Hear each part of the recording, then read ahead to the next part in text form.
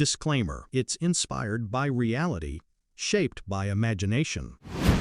What happens when Hollywood's toughest fighter takes on one of daytime TV's sharpest tongues? That's exactly what unfolded on The View when Sylvester Stallone sat across from Joy Behar to debate a subject that cuts deep into millions of American households. Should the U.S. government forgive medical debt for seniors? What began as a calm exchange about healthcare quickly spiraled into one of the most intense moments daytime television has ever seen. Stallone, known for his grit both on-screen and off, came armed with personal stories and raw emotion. Joy Behar, never one to back down, countered with pointed questions, political barbs, and her trademark sarcasm.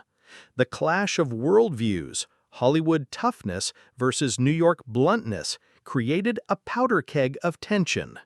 The audience didn't just watch a debate, they witnessed a battle over dignity, fairness, and the cost of aging in America.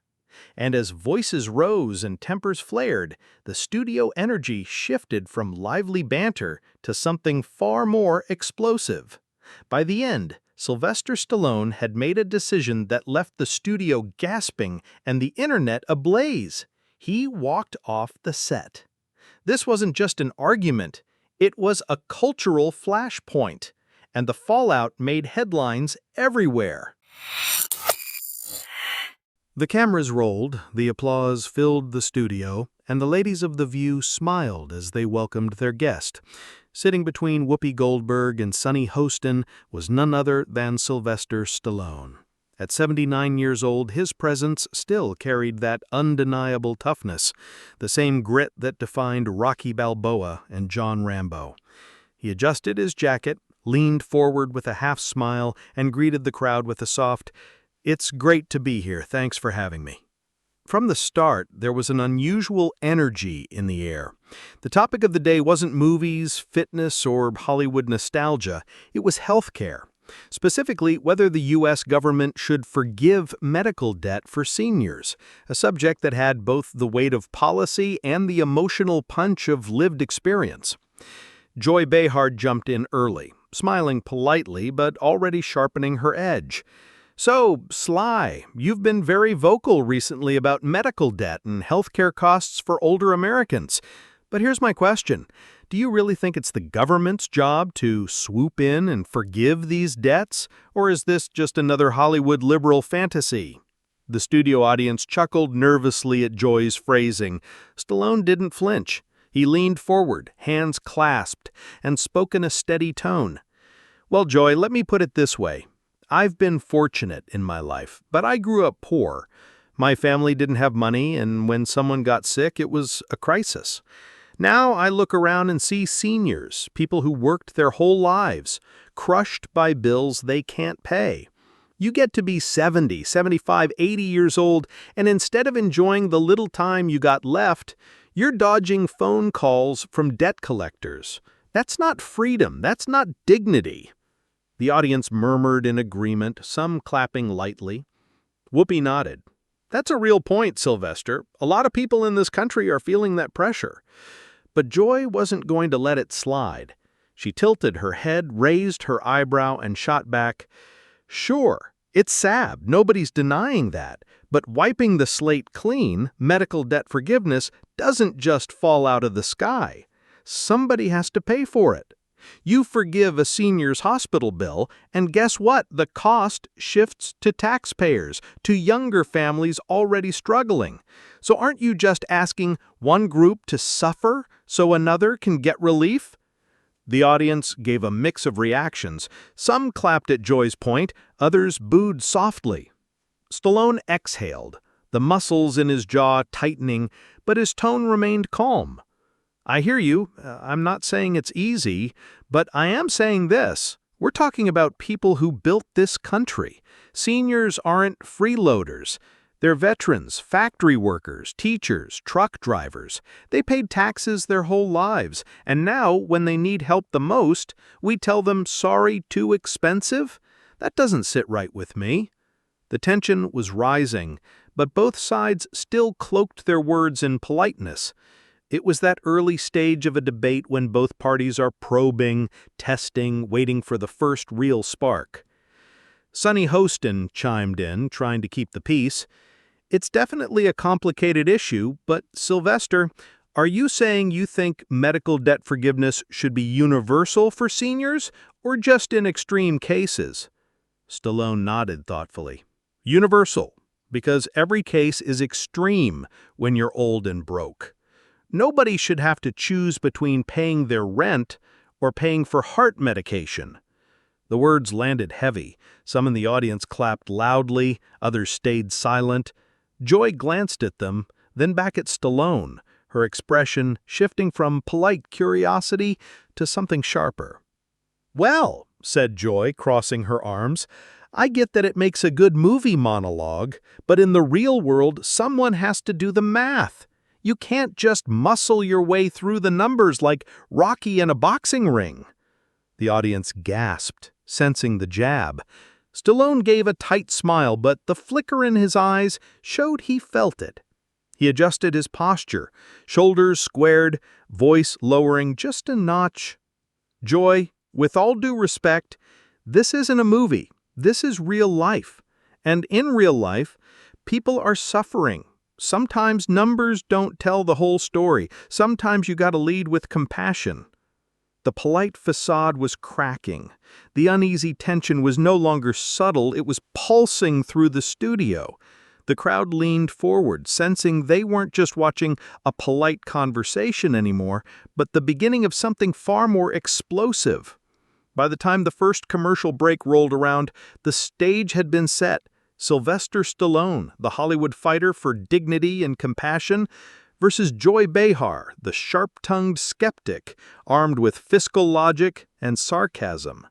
The politeness was hanging by a thread, and everyone could feel it snapping. The show returned from commercial break, but the temperature in the studio had already shifted. Joy Behar leaned forward, resting her chin on her hand, eyes locked on Stallone like a cat waiting to pounce. The audience buzzed, sensing the debate was about to take a sharp turn. Joy wasted no time. "All right, Sly, I hear the compassion. Nobody's saying seniors don't deserve dignity. But the cold truth is this: America is already drowning in debt. We've got trillions hanging over us, Social Security teetering, Medicare stretched thin. If we forgive billions more in medical debt, where does it end? Next, people will demand forgiveness for student loans, mortgages, credit cards. At some point, someone has to pay the bill." The crowd reacted. Some clapped at her logic, others groaned. Stallone shifted in his seat, shaking his head slowly as if disappointed. "Joy, with all due respect, you're looking at it like numbers on a spreadsheet. I'm looking at it like human lives. You know, I've met seniors who cut their pills in half because they can't afford the full dosage. I've talked to veterans, guys tougher than me, crying because a hospital bill destroyed their savings.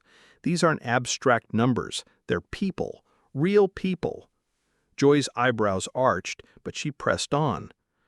"And I'm saying you can't fix every problem by handing out free passes. Compassion is great, but if it bankrupts the system, then what? We'll have a nation full of seniors with forgiven debt, but no functioning healthcare system left to treat them." The audience broke into divided applause, the studio alive with tension. Stallone leaned forward, his voice gaining grit. "Bankrupt? You think we're going to go bankrupt because old people don't pay a bill they couldn't afford anyway? The system's already broken. The hospitals write it off, the debt collectors prey on the weak, and families are ruined. All we're saying is, stop punishing the ones who already gave everything." At this, Whoopi interjected, trying to steer the conversation. "But Sylvester, Joy does raise a point. How do you actually pay for it? Because the government can't just wave a wand. Would you raise taxes? Cut spending somewhere else? What's the solution?" Stallone took a breath, clearly frustrated, but measured. "You find the money the same way we find money for wars, for corporate bailouts, for tax breaks. Every time Wall Street crashes, we write a check. But when Grandma can't pay her medical bill, suddenly we're broke? That's not a lack of money, that's a lack of priorities." The audience erupted in applause, some even standing up. The camera panned to faces in the crowd, nodding, clapping, cheering. Joy glanced at them with a half-smirk, as if amused at Stallone's populist appeal. "Well, that's a nice applause line, Sylvester, but applause doesn't balance a budget. You can't just keep comparing seniors to Wall Street. They're not the same thing." Stallone's voice deepened, his tone edged with impatience. "They are the same thing when you're talking about what America values. We bail out billionaires, but we won't bail out the people who raised us, who built our roads, who fought our wars. That tells me the system doesn't respect the people it's supposed to serve." Joy laughed lightly, but it was the kind of laugh meant to needle, not amuse. "So what, you want us to turn America into a charity? Just pay everybody's bills and hope it works out? That's not policy, that's fantasy." At this, Stallone straightened up, eyes narrowing, his presence filling the studio. "You call it fantasy, I call it decency. I've played a lot of tough guys in movies, but let me tell you, the toughest people I've ever met are seniors trying to survive on nothing. And if we don't stand up for them, then what kind of country are we?" The audience exploded, some clapping, others booing. The camera caught a woman in the front row mouthing "Amen." Sonny leaned in, sensing the intensity. "This is clearly striking a chord. Joy, Sylvester, I think we have to acknowledge there's passion on both sides. But Joy, are you saying there's no middle ground at all? No relief for seniors crushed by debt?" Joy sighed dramatically. "Relief? Sure. Targeted help? Maybe. But blanket forgiveness? That's just irresponsible. You don't solve problems by writing them off. You solve them by fixing the system." Stallone shook his head, muttering under his breath, "Tell that to the people dying under the weight of it." The words weren't shouted, but the mic caught them. The crowd gasped, and Joy's lips pursed, clearly bristling. The politeness of Act One was gone. The gloves were off. By the time the segment closed, the table was split, the audience divided, and Stallone's voice lingered in the air, a growl of defiance against a system he called broken and a warning that the debate was only going to get hotter. By the time the next segment began, the studio felt more like a pressure cooker than a daytime talk show. Joy sat back with her arms crossed, clearly preparing to counterpunch. Stallone leaned forward, hands clasped, his jaw tight. The polite veneer from earlier was gone. The gloves were off. Whoopi attempted to reset. Okay, let's bring it back down. Sylvester, Joy, we've heard about policy. But this isn't just about numbers, it's about lives. Sylvester, you've been pretty outspoken. Why does this hit home for you? Stallone paused, exhaled through his nose, and leaned into the mic. His gravelly voice softened, almost breaking. "Because I've seen it. My own mom, before she passed, had hospital bills stacked taller than me. And let me tell you, she wasn't rich. She worked her whole life, never asked for handouts, but near the end, she was more worried about bills than her health. That's not right." The audience fell silent, the weight of his words cutting through the noise. Stallone's eyes glistened, and he glanced down, visibly holding himself together. No senior should spend their last days arguing with collectors over a bill they'll never pay off. That's not living, that's punishment. A hush lingered, then applause broke out, loud, sustained, emotional. The camera caught faces in the crowd, wiping tears. But Joy didn't back down. She leaned forward, voice sharp. "And I respect that story, Sylvester, truly I do. But personal experience doesn't make policy.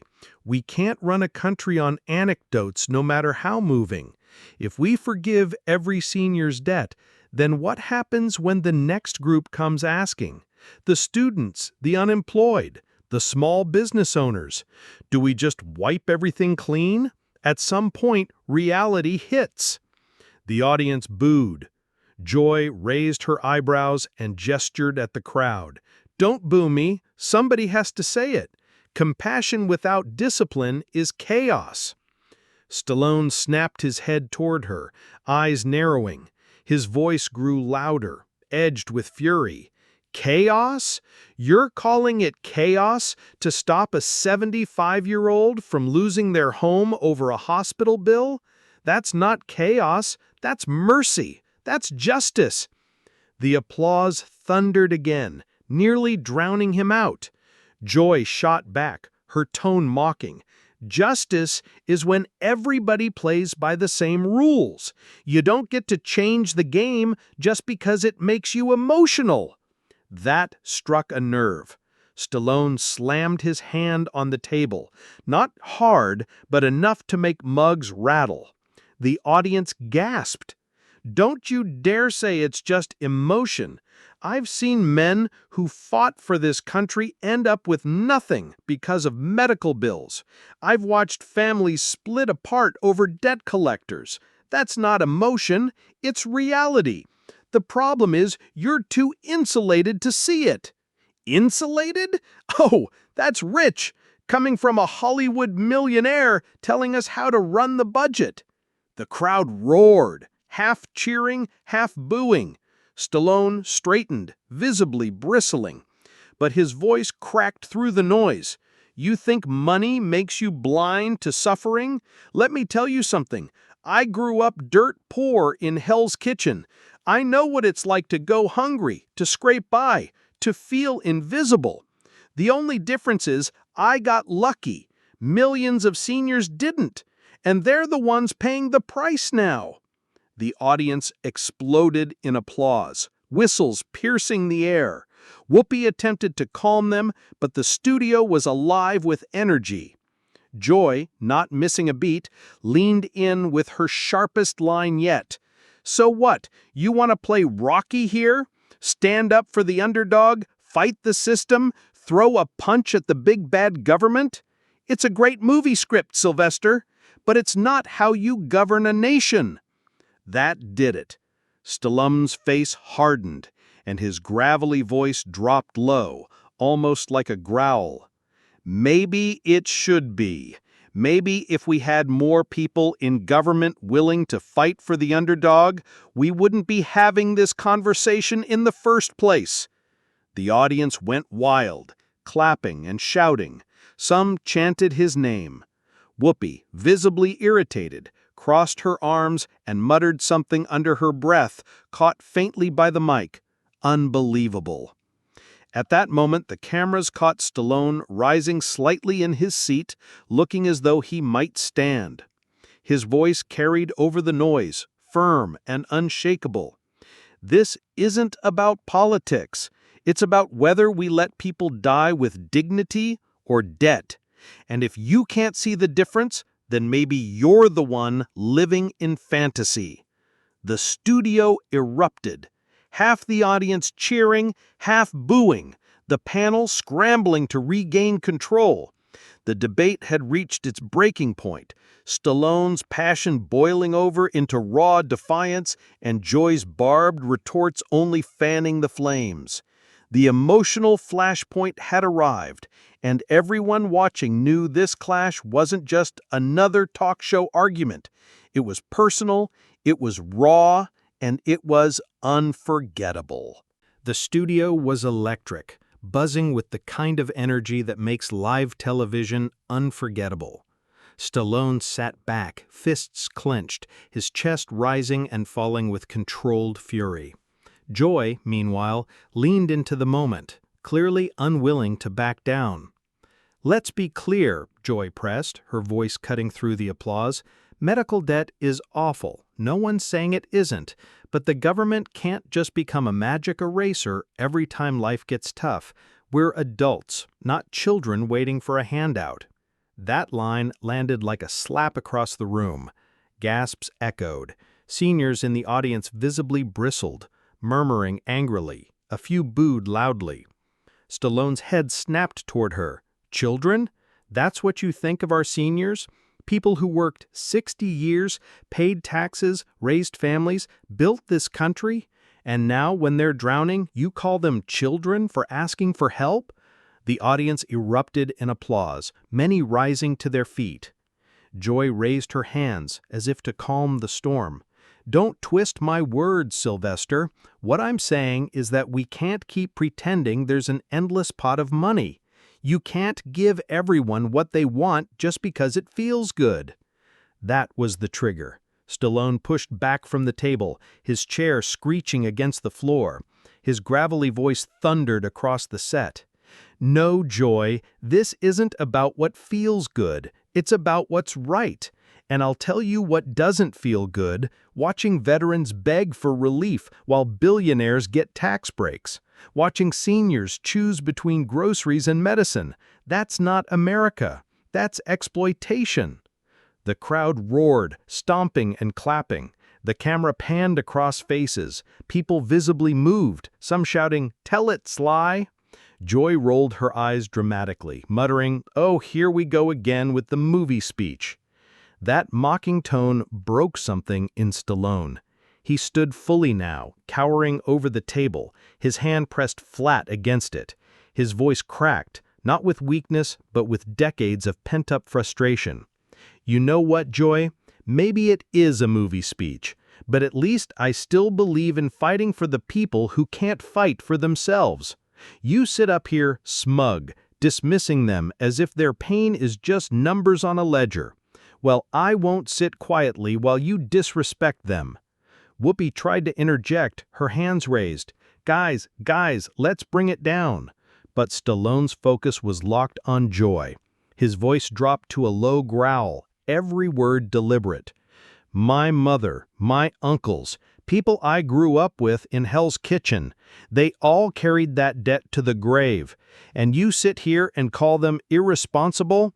No, that's not just wrong, it's heartless. The audience gasped again, then broke into raucous applause that shook the studio. Joy rolled her eyes wider, dramatically, muttering, "Oh, please, look at this," walking off like it's a movie ending. But her words were drowned out by the roar of the audience. Stallone gave one final wave to the crowd, not to the panel, before disappearing backstage. Whoopi sighed heavily, clearly flustered but professional. Well, that's live TV, folks. Sylvester Stallone has left the building. The moment was already trending online before the segment ended. Clips of Stallone's fiery exit flooded social media. Stallone walks on The View. Rocky Balboa fights for seniors. Joy Behar humiliates herself. For many, it wasn't just a TV spat. It was a cultural flashpoint. One man's raw passion against another's cold pragmatism. And in that battle, Stallone had chosen to leave not in defeat, but in defiance. The studio was still buzzing long after Stallone walked off. Joy tried to carry on with the segment, but her words felt hollow, drowned out by the echo of the standing ovation that had accompanied Stallone's exit. By the time the broadcast cut to commercial, producers were scrambling, whispering urgently into earpieces, and the panelists sat in an awkward silence. But outside those studio walls, the moment was already exploding across the nation.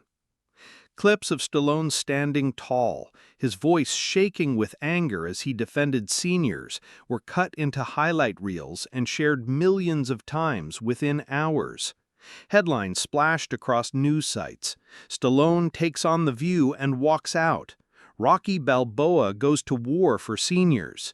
Joy Behar faces backlash after heated exchange. On social media, the divide was clear. Hashtags trended worldwide. Hashtag Stallone for seniors. Hashtag Joy Behar cold heart. And hashtag debt freedom now. Supporters flooded Twitter with messages like, "Stallone said what millions of us feel. Seniors are being crushed and politicians don't care. Respect." He walked off with more dignity than the panel had sitting there. For older Americans especially, Stallone's words weren't just a celebrity soundbite. They felt personal. Nursing homes, retirement communities, and local radio shows lit up with callers quoting his lines. One listener in Ohio told a radio host, "When Stallone said his mother carried debt to the grave, that was my mother too. I felt that in my soul." Meanwhile, Joy Behar found herself in the crosshairs. Clips of her dismissing Stallone as dramatic and reducing senior struggles to sob stories circulated endlessly. Memes painted her cold and out of touch. Conservative pundits pounced, but even some of her liberal allies distanced themselves, admitting she crossed a line. In contrast, Stallone leaned into the moment with humility. A day later, he released a short video from his home gym. His tone was quieter than on stage, but no less powerful. "I didn't walk off because I was angry," he said, looking directly into the camera. "I walked off because I realized no amount of shouting would change certain minds. But what can change things is action. Seniors shouldn't have to beg for dignity. We need reform, and I'll use whatever voice I have to fight for it." That video only added fuel to the fire. Nonprofits that advocate for medical debt forgiveness reached out to Stallone, inviting him to speak at events. Petitions calling for senior medical debt relief skyrocketed in signatures, many citing Stallone's debate as the reason they signed. The cultural ripple effect was undeniable. Late-night hosts joked about Rocky versus Joy, but even in satire, Stallone's passion came through as genuine.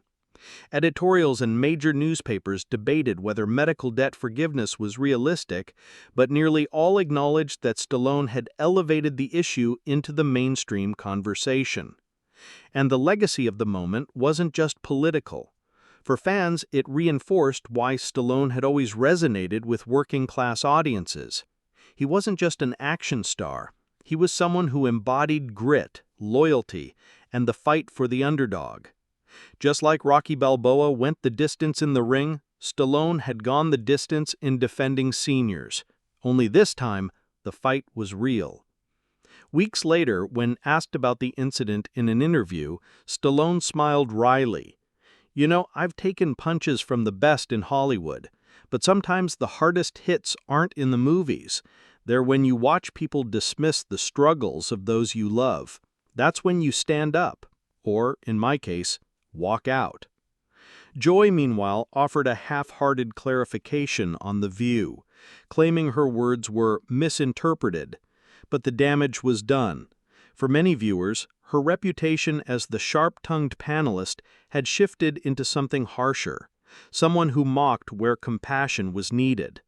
The final measure of the debate wasn't who scored points in the moment, but whose words lived on after the camera stopped rolling. And in that regard, Stallone had carved a legacy that would linger far beyond a single broadcast. It wasn't just a celebrity spat. It was a cultural moment. One man standing up, not as a movie hero, but as a son, a fighter, and a voice for millions of Americans who felt unseen. For the seniors who replayed that clip late at night, who felt a surge of pride that someone finally shouted their truth on national television, Stallone's walk-off wasn't the end. It was a beginning. And that's how an argument on daytime TV turned into a battle cry, echoing across a nation. The fight for dignity never ends, and sometimes the most powerful punch is simply walking away.